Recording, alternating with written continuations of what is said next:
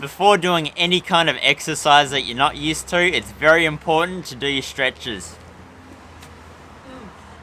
Alright, enough of that, let's go.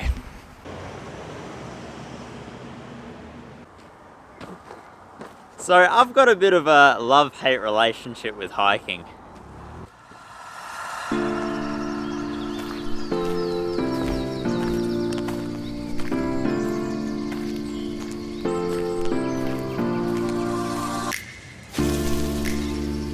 Now I'm the kind of person that's pretty much into any and all outdoor activities, you know, snorkeling, forward driving, mountain bike riding, sea kayaking, all that kind of good stuff I'm pretty much always up for. And the thing that I really do love about hiking is that when you're out hiking, very little really matters, you know? All the bigger life problems that you have going on in your life at the time, you don't really tend to think about them because you're in the moment. And when you're in the moment, there's pretty much three things that really matter: water, food, and shelter. That's all you really need. That's your biggest problems. Are we there yet?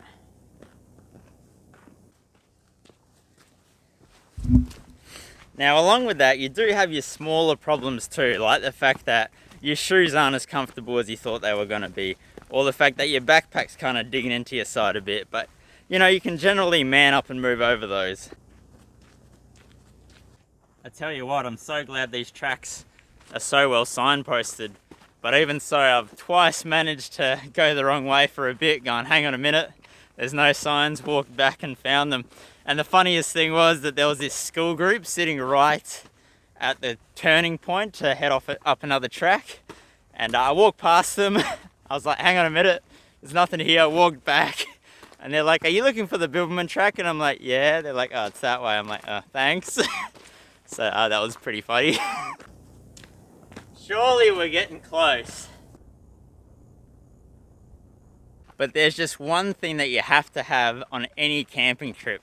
And I'm not just talking about hiking camping. Doesn't matter if you're camping out of your forward drive, camping out of your mountain bike, or camping out of your sea kayak even.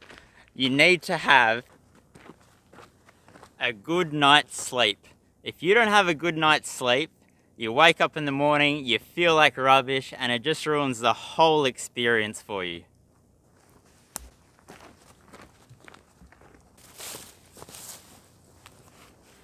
The thing is, I've never actually had a decent night's sleep out hiking. So in about year 12, I think it was, at high school, we went on a school excursion hiking trip, and my air mattress went down that night. So I've got to say, I was very suspicious of my tent buddy after that, but it's safe to say I did not sleep well that night. So this is lunch for me at the moment. Peanut butter crunchy. Hopefully it's yum.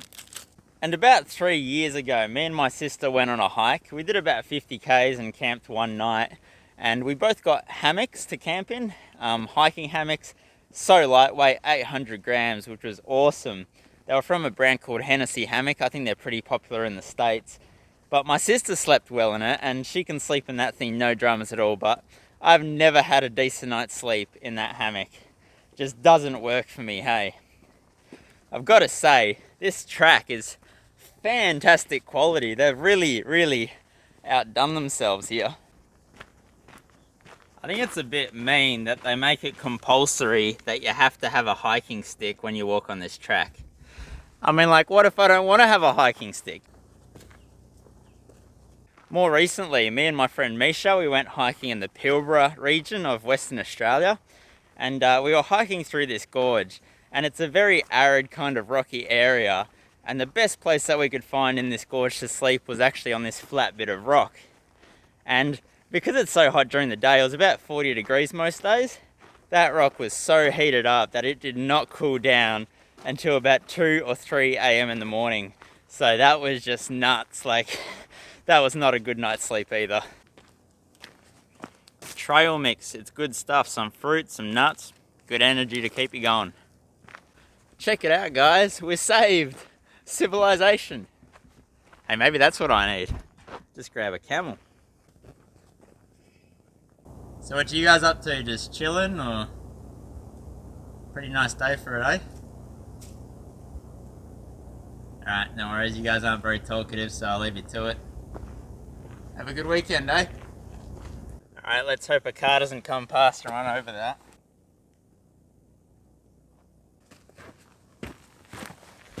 Ooh, what do we have here? On this track that I'm doing, there's one of these bush shelters about every 10 or so kilometers, and they have these rainwater tanks here. And this water is good for drinking, but it does need to be treated first. And it is a very, very good idea to do that. I was camping, well, not camping, I was hiking with a friend near Dwellingup a few years back. He drank straight out of one of these and he didn't feel too crash hot the next day. So to treat the water, you can either boil it, which is the free method, or you can use aqua tablets or a sterilizer pen. And you can also use a life straw, which this is my favorite method. And I really like these, especially when you're up north and hiking in gorges and stuff. It just means you can carry less water and just use one of these. Another good thing to have is a bottle that's got a wide mouth on it, because that allows you to fill up water from places like this, or a stream or a river, any fresh water source. And then later on down the track, if you need to drink the water, you just stick the life straw straight into the bottle and you got fresh, good water to drink. So there's a little tip for you guys. Had a nice chat with a guy that's staying at that campsite tonight. He pretty much does a section of the Bibbulmun Track every 6 to 8 weeks, no matter what the time of year is. Virtually for him, he can't get away very often, so that's his release. Goes hiking for a couple of days. Such a good way to do it, get your mind off things and enjoy nature at its best. And I'll tell you what, it's gonna be cold tonight. Had a look at the forecast earlier and they reckon 2 to 3 degrees, which is actually really unusually cold for Perth, especially this time of year. Man, we never get like below 2 degrees, so it could be interesting. I've been bushwalking ever since I was a little tacker, and I still can't decide if it's worse going up hills or down hills. So I'm just on the lookout for somewhere to set up camp for the night. So I'm aiming to find somewhere that's flat and that still has a bit of a nice view. I don't know if that's asking too much. Well, I've found the view, now I just need to find a flat spot that's good enough to set up the tent on.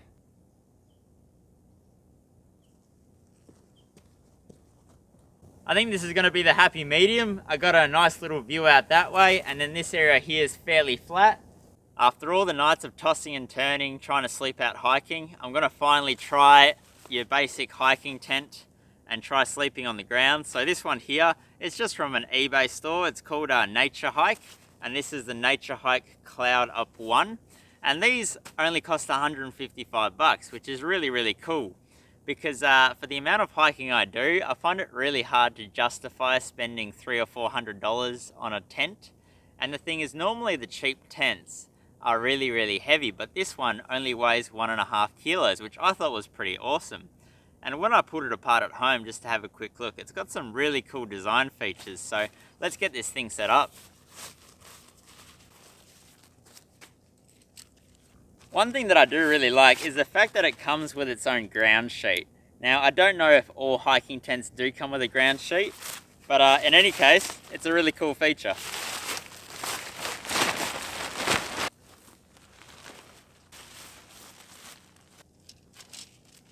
Red happens to be my favorite color, so that's another thing that really got me about this tent, you know. They must have seen me coming, had me from the start.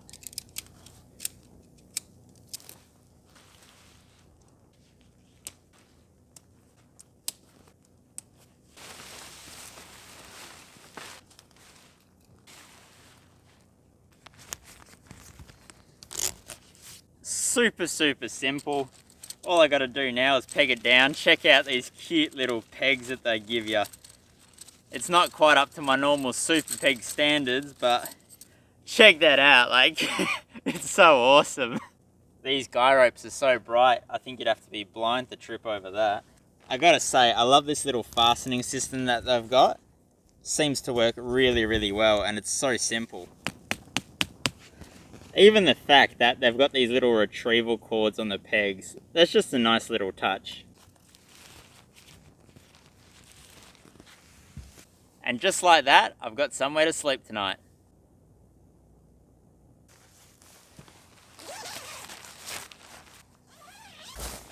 Oh mate, look at that. It's pretty much a matching colour mat. Fantastic.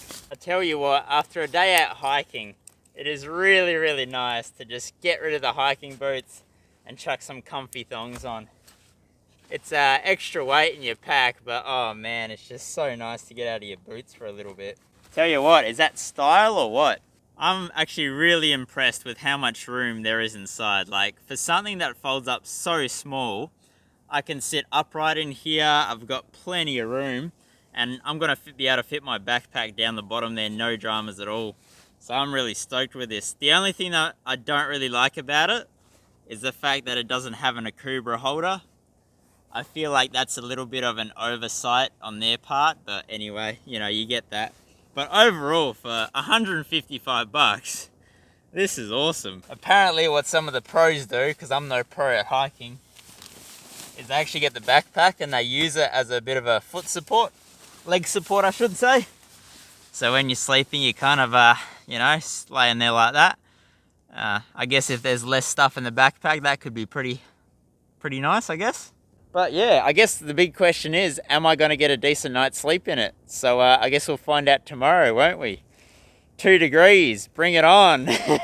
So because it is going to be such a cold night tonight, I'm going to get the fire going sooner rather than later. And I'm quite fortunate because in this little area that I'm in, there's all these needle trees, and these needles should be really, really good tinder for getting the fire going.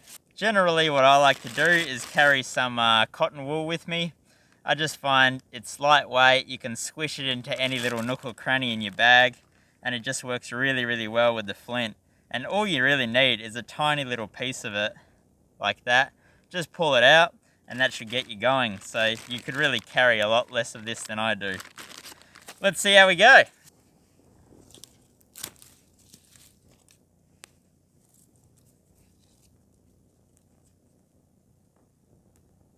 Yeah, that's why I love the cotton wool. It's so easy. Now, it doesn't really matter how big you want the fire to be. You always want to start off with the smallest little sticks. And that applies to even if you're lighting bigger fires for multiple people. Because the smaller the sticks, the faster it burns, and it really gets some nice, decent kind of little coals going. So you kind of want to use really tiny sticks at the start, and as you go, you can just build it up to bigger and bigger pieces of wood. And if you want to get the fire going a little bit more, blowing a little bit of air always helps.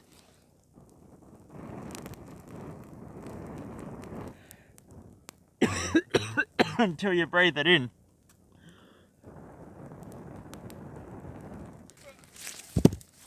Alright, I think that's about the most comfortable chair that I can find, so that'll have to do. Fire, chair, tent, what else do you need? Food, let's get some food happening. I tried calling up Uber Eats, but apparently Uber Eats don't come out here, which is a bit of a shame. So tonight for dinner, we're having spaghetti bolognese, which is pretty exciting. So for that, I just need to boil 2 cups of water. So I'm just going to use my little gas stove here to do that. These are awesome. I think these little gas stoves are about 40 bucks, and these, I think they're about $9 for a bottle, something like that. So they're pretty cheap, but they work really, really well.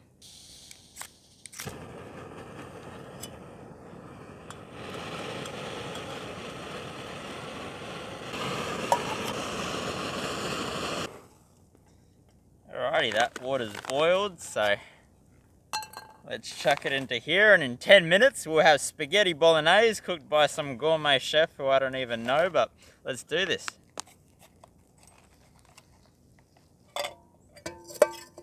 Fine, be like that. I tell you what, that smells so good. That smells like the real deal. Yep, that's about right. The smoke's always got to go the way that you're sitting.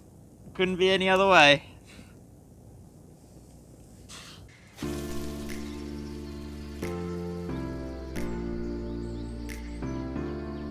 Dinner's ready. Oh man, and that looks awesome. And that smells awesome. You know how I was saying earlier, how really when you're out hiking, you only need your 3 basics covered: water, food, and shelter. Well, I've got water, I've got food now, I've got a shelter over there, and I even got this killer view for the sunset. It's just amazing how we overcomplicate our lives as humans, but that's the way the world's geared, unfortunately. Could use a little salt, actually.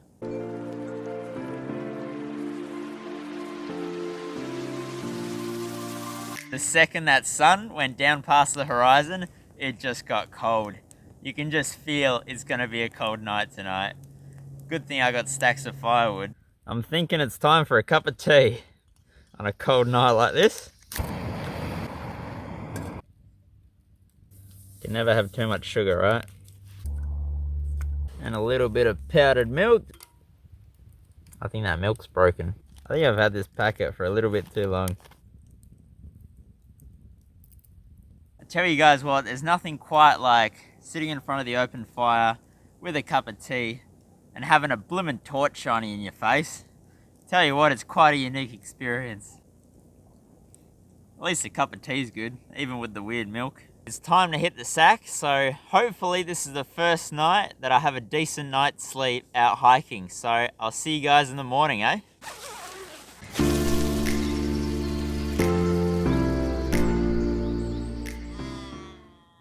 You done yet, Crow? Damn birds. But I've got to say, that was the best night I've ever had out hiking. That was really good. I definitely much prefer to be sleeping on the ground than in a hammock.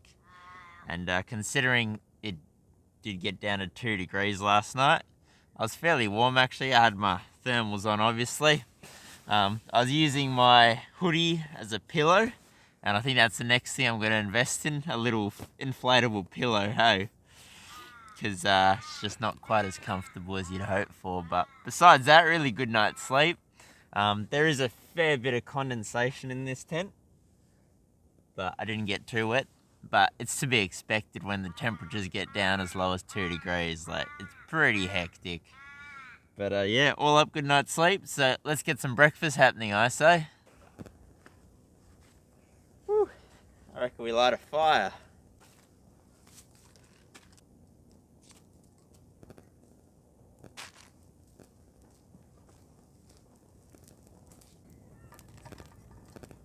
So this morning for breakfast I got some oats, so 1 cup of oats, 3/4 of a cup of powdered milk, a couple of teaspoons of sugar and some cinnamon. So that should be nice as long as the milk isn't funny like it was yesterday in the tea. We should be all good. That's not looking too bad at all. Awesome. So nice on a cold morning like this morning. Some oats, some dehydrated milk, bit of sugar, bit of cinnamon. You're laughing. All right, let's pack up this tent and get out of here.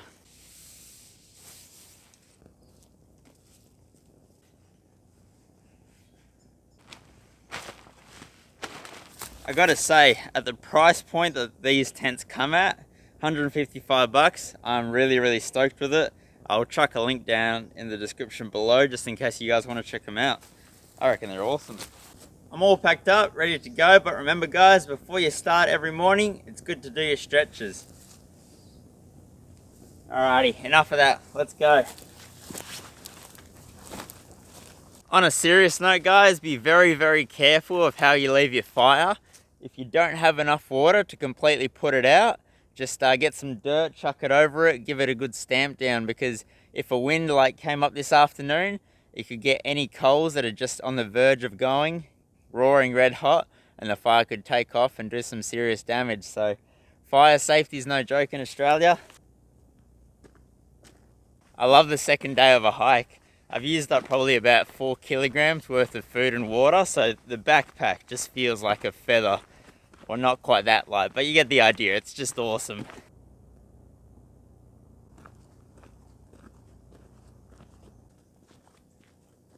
If you live in Perth and you want to go on a bit of a day hike with the family sometime, there's a really nice little lookout point here. And what you can actually do is park your car at the Mundaring Weir Dam and then walk up to this little lookout. It's not too far, nice little walk, beautiful through the Jarrah Forest. If you live in Perth, definitely recommend that. And I'll show you guys this little lookout point.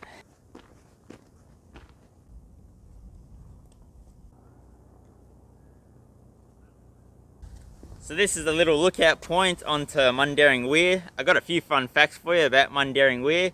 It was built in 1903, and the main reason it was built was to supply water out to the gold fields, because back in those days there was a massive gold rush going on out there in the towns of Coolgardie and Kalgoorlie, and obviously it's very dry and arid out there, so they had to get their water from somewhere.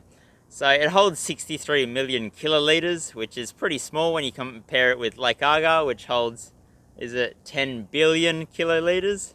Nah, it's a bad comparison really, because that thing's massive. And it's just interesting actually, because in the 1960s this dam used to overflow all the time, but the last time we've had it overflow is 1996. So either it shows that the climate's changing here in Western Australia, or we're just using more water. So I'd probably say we're using more water. But anyway, great little spot to come and have a bit of a view.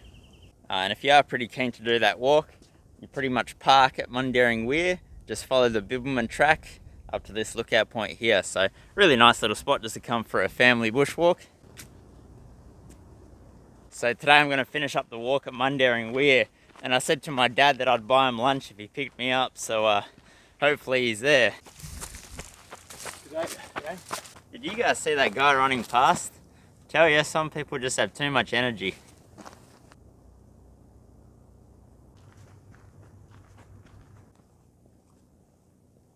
I don't know if that was a bit of a fluke or good planning on my part, but I said I'd be here at 11 o'clock and it's smack bang on 11 o'clock.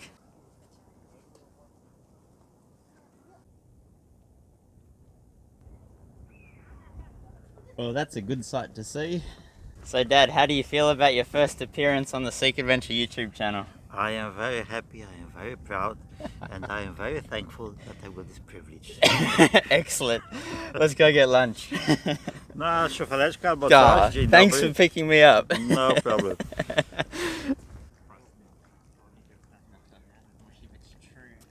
Alright guys, thanks for coming along on this little adventure. Shut up. Shut up. Tell ya, these crows. Anyway, that's the end of this video. Thanks for coming along, guys. I hope you guys enjoyed this video and learnt a thing or two. And hey, get out there and enjoy this awesome scenery that we got here out in Mundaring, or wherever you live. There's plenty of it around. So catch you guys in another video. Thanks for watching, and yeah, see you later. Oh, and if you're a regular viewer on this channel, I got a question for you. Did you notice the drop in video quality in this video? Because I filmed this entire thing on my smartphone. So let me know in the comments below. I'm just curious. Thanks guys. Seek Adventure!